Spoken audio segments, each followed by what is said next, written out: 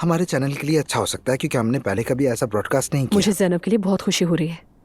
यानी अब तक वो हमेशा दूसरों के हकूक का दिफा करती रही और अब वो आखिरकार वहां दिफा करेगी जहां उसे करने की जरूरत है।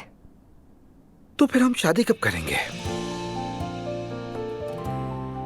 रमीज, तुम्हें क्या बेचैनी है? तुम एक टॉपिक से दूसरे पर क्यों छलांग लगा लेते हो? नहीं, बस जो जहन में आता है पूछ लेता हूँ। आई थिंक ये अच्छी बात है कि एक आदमी अपनी गर्लफ्रेंड से जो भी जहन में हो बिला झिझक कह सके।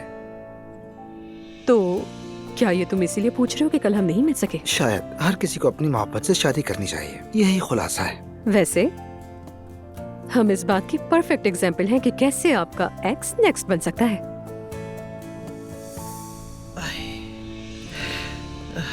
मम्मी, मैं रोहान के पास जा रही हूँ। सब खैरियत तो है? एलिफ ने बताया कि नूर बीमार हो गई थी, हॉस्पिटल में दाखिल थी। हाँ।